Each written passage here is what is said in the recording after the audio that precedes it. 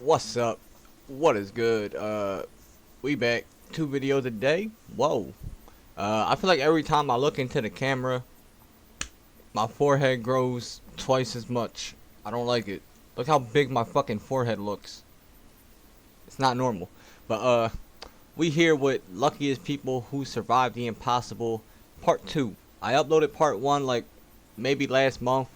I don't know. Go check that out, I guess. But yeah, we here. 2 videos a day. I might stream later on today. I mean, be on the lookout for that. That's about it. Let's get it. Seems like luck just isn't on our side. Tell me about When it. the unthinkable happens, you'd be amazed to discover just how fortunate some people can be.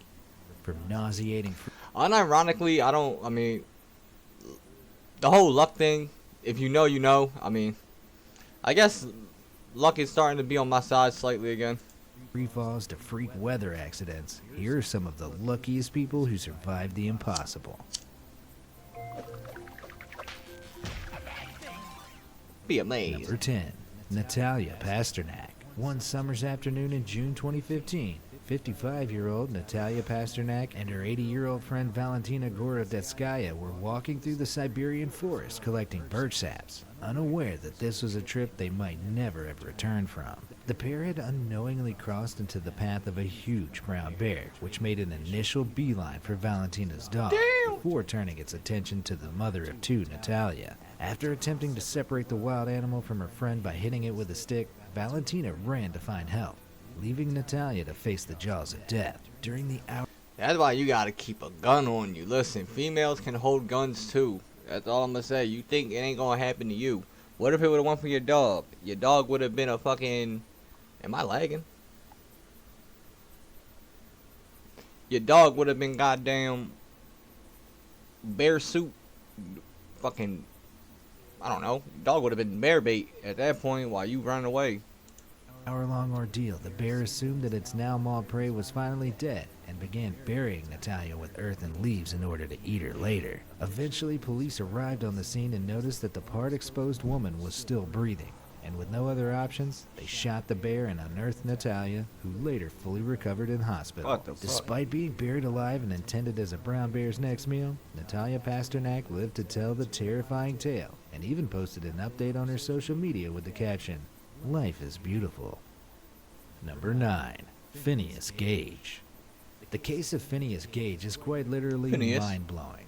On September 13, 1848, then 25-year-old Gage was working as the foreman of a crew preparing a railroad near Cavendish, Vermont, when disaster struck. He was using an iron tamping rod to pack explosive powder into a hole when the powder suddenly detonated, sending the 43-inch long, 1.25-inch diameter rod hurtling upward. The rod penetrated Gage's left cheek, tearing through his brain and exiting through the back of his skull, where it landed 80 feet away. I ain't gonna lie, if that was me. I'll be making YouTube videos probably like that. Sorry if that offended anybody. I wasn't trying to be offensive. That would probably be me if I had something shot through my fucking cheek. That would probably fuck up your whole side of your face. Remarkably, Gage was able to walk to a Look at nearby that. cart to alert a coworker who rushed him to a doctor, where the physician was astonished to find his patient conscious and able to communicate. Despite losing sight in his left eye, Gage was able to leave his house within a month and could even recount exactly when and how the accident happened. But it wasn't long until those closest to him noticed something wrong. His well-mannered disposition had been replaced by an unheard-of aggression and lack of social decorum, and family and friends claimed he was no longer himself. Studies carried out in 2012 concluded that the injury had destroyed around 11% of white matter in Gage's frontal lobe and 4 cerebral cortex, causing irreversible damage to his rational processing. To this day, Gage is remembered as one of the most famous patients in neuroscience. Number 8. That motherfucker survived and started beating his wife. That's crazy. Casey Wagner.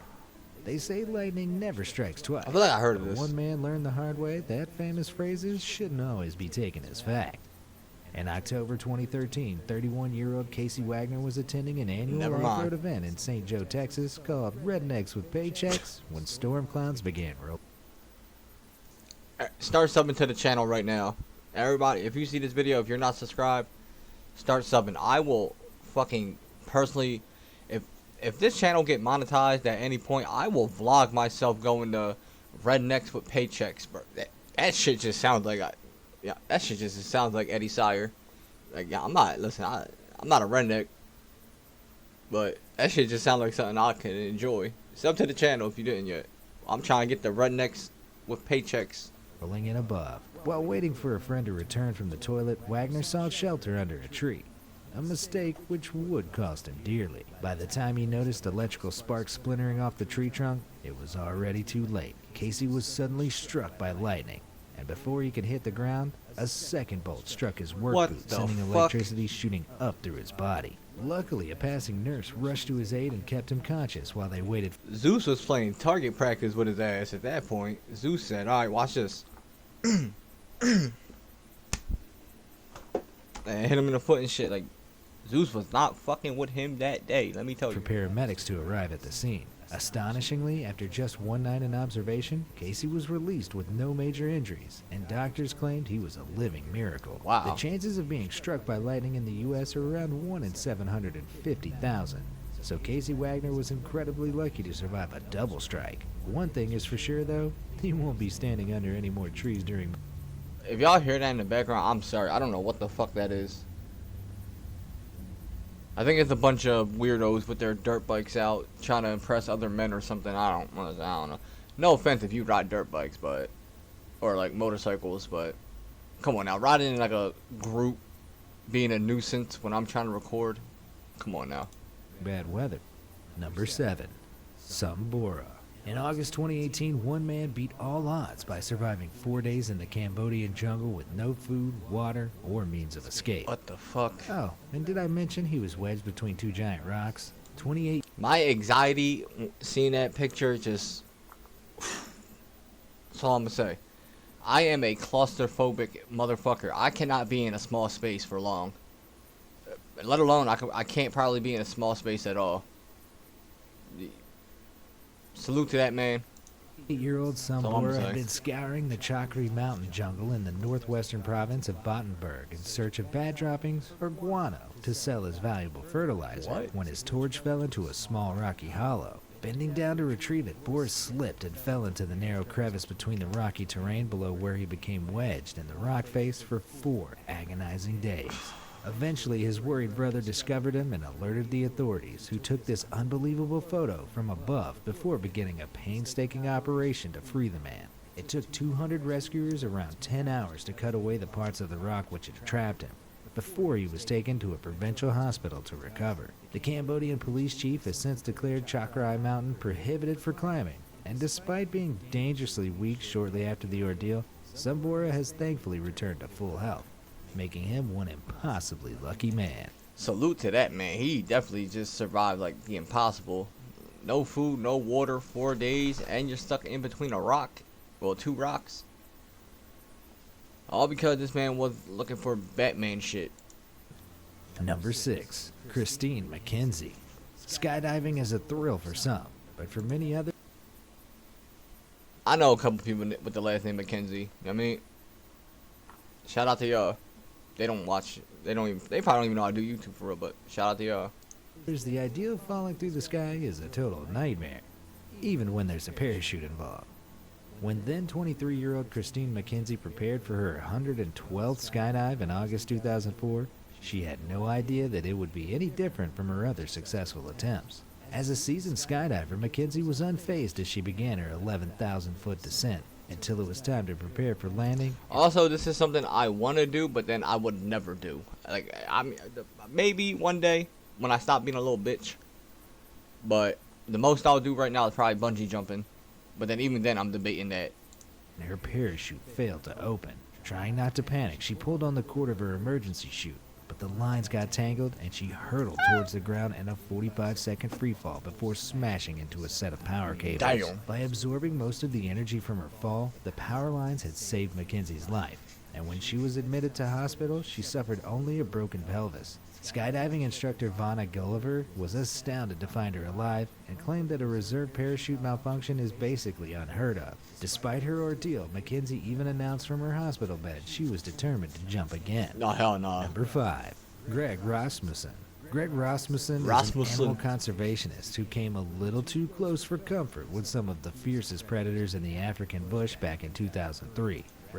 Listen, man, owning a cat, a big cat, big cats and house cats are like the same goddamn thing. You don't want them. That's all I'm gonna say. You don't want them anywhere near you. I own a house cat, and goddamn, when that motherfucker's not sleeping, I don't want him. The only time I actually accept him is when he's sleeping. Rasmussen had boarded his single-engine plane over Hawaiian National Park in Zimbabwe in search of endangered rhinos when he lost control during intense winds and crashed into the plains below. After quickly realizing that he'd broken both legs, Rasmussen was able to drag himself to a nearby tree to seek shelter, but his nightmare was far from over. The impact had detuned his radio, so any mayday calls went unheard, Damn. and he soon realized he would have to wait it out in the wilderness. Vulnerable and exposed, Rasmussen became an easy and appealing meal for nearby That picture, predators, and as vultures began to circle, a stampede of elephants headed towards the wreckage. Help me. Thinking fast, Rasmussen beat the aluminum hull of his aircraft with a stick, which scared them off, and he repeated the same trick. Why would he do that? Do elephants eat people? I'd be like, help me. Damn. What the fuck is that elephant with the big ears? Dumbo? Jumbo? I think it's Dumbo. Help me, Dumbo. Please. After identifying the chilling call of a lioness as dusk set in. After surviving the night and fending off a hungry hyena with his drumming, Rasmussen was found and rescued. And after some 100 operations, some use in his legs was restored, and he is now 3 inches shorter. Damn. Number 4, Truman Duncan. Becoming known as the Miracle Man is no easy feat, but 40-year-old Truman Duncan definitely deserves such a title after surviving being cut clean in half. Whoa. In June 2006, Truman was working at Greenbrier Rail Service in Claiborne, Texas, when he fell between a pair of moving railroad freight cars and found himself fighting for his life. After hanging onto the car for 20 seconds, Truman was caught beneath the wheel supporting 20,000 pounds of dead weight, which dragged him along for 50 feet before severing him through the pelvis bone. Miraculously, Truman stayed conscious and even contacted 911 before waiting 45 minutes for paramedics to locate him at the huge rail yard. Blood loss had sent his body into crucial preservation mode, and his vital organs like his heart. No cap. At that point, I just want to just die. Why fight? Yo, bro, I just got cut in half, bro. I'm not.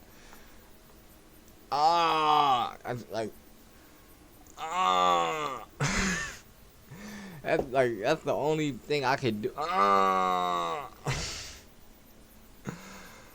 Like, how do you even talk after getting cut in half? Like, literally, only noise you can make is.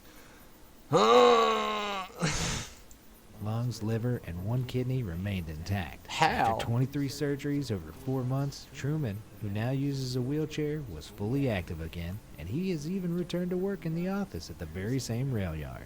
Number 3, Anna Bagenholm. In 1999, Swedish orthopedic surgeon Anna Bagenholm made medical history when she was shockingly revived after freezing to death some 24 hours earlier. Damn. Then 29-year-old Bagenholm had been skiing with colleagues in the Kjolden mountain range in Norway when she lost control during a steep descent and fell onto a frozen stream below. Oh, A shit. hole then opened up beneath her body, swallowing her head first and trapping her under 8 inches of ice with no means of escape.